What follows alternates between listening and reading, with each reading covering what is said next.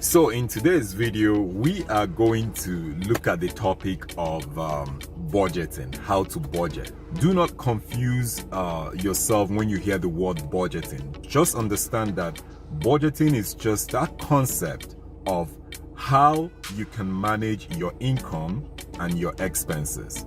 It's as simple as it gets. It is boring, but at the same time, if you can understand this simple concept, income and expenses, and how you can manage it, then you are ready to jump into starting a budget. The next question you're going to ask yourself is, what is your budgeting goal? For most people, it could be when I started budgeting, it was more like me trying to build a business and get out of debt. So you should know what your budgeting goal is, because once you understand what you're trying to budget, then it makes it easier to get into budgeting, right? So let's clear that concept as well. Choose your budgeting goal before you start budgeting.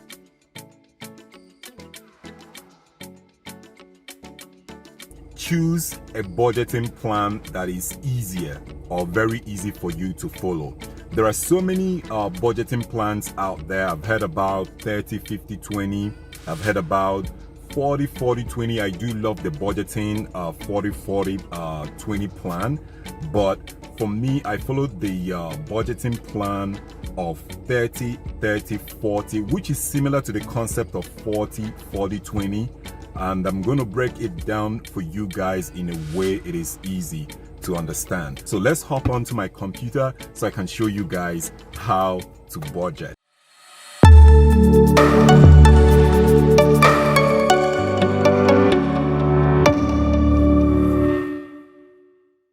So as you can see on my screen right now, I do have the highlighted definitions of fixed expenses, variable expenses, irregular expenses, and then savings. I actually wanted to put this information in a spreadsheet, but I realized that this link is actually free.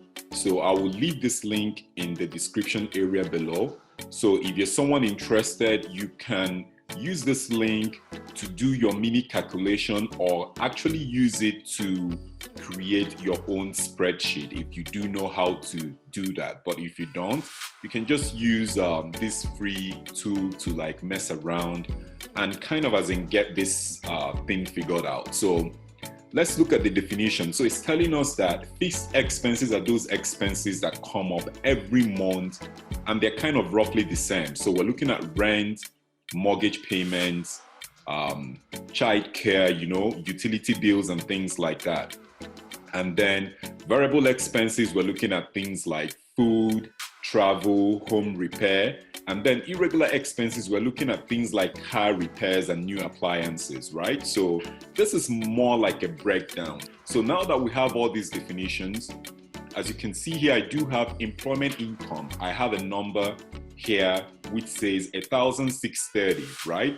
So it could be whatever you make on a monthly basis. So let's say that this number we're working with, let's say you're someone who makes 3,500 a month, and you have bonuses and tips and things like that. If you have any other way of making extra income, then you can add it here if you don't really have the number listed or the name listed, right? So then on your fixed expenses, I have rent and mortgage payment. I just give an example of 650. You can mess around with what works for you, and that's pretty much a mini definition of fixed expenses. The other one is variable expenses, and then irregular expenses. So once you finish that, if you use a spreadsheet, you can still do this. All you have to do is you do calculate, and then it brings down your number and it tells you that your total income is 3,500. And then it's telling you that your total fixed expenses is 650.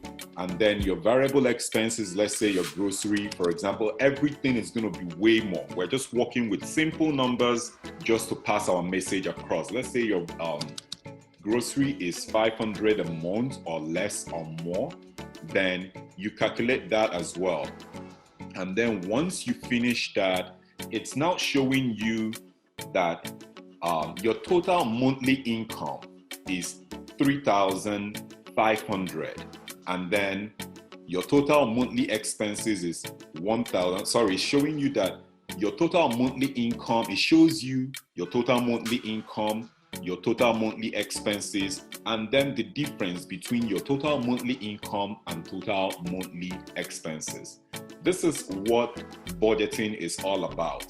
It's all about putting income in your column and your expenses in another column and knowing the difference. So if you kind of use this tool or a spreadsheet or offline as a budget planner or whatever you have, and you figure out this first phase, then you are actually almost through with budgeting, because all you now have to do is, if you have extra money in, then you can now channel it towards your goal. Let's say if you're planning on vacation, then you channel that money towards your vacation. If you're planning on paying off your debt, then you use that money towards your towards paying off your debt.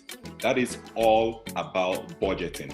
But let's say, for example, now that you are in deficit, which could be normal for a few people. Let's say you've done all your calculation right now and you are in deficit. That is exactly now when you have to use your budget planner, which is this one that I have here. That is now when you use your budget planner. This is kind of a budget that I filled out with income showing you how much you're making every 2 weeks, which gives you 3,533 a month. And then it shows you a total of expenses. Now, this expense column is different from the monthly budget that we use. This one, it's all about breaking it into different categories: the fixed expenses, variable expenses, and irregular expenses, right?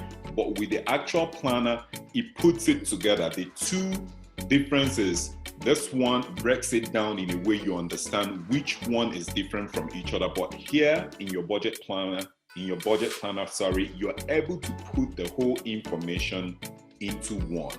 So let's say you have done all of this part and you check your result and it's telling you that you have money left. You just have a few dollars to spend, or you don't have any money left. Now, this is where you can take a look. It says where your money goes. Here, you can tell that your money, part of your money is going to transportation, part of your money is going to housing, part of your money is going to food, part of your money is going to insurance, part of your money is going to debt repayment, right? So with a chart like this, it gives you a clue of how to start working on cutting down on your expenses. So anybody that tells you about budgeting and they hit you with 30, 50, 20 budgeting plan, when you haven't figured this out yet, when you haven't done a list of your income, a list of how much you are spending,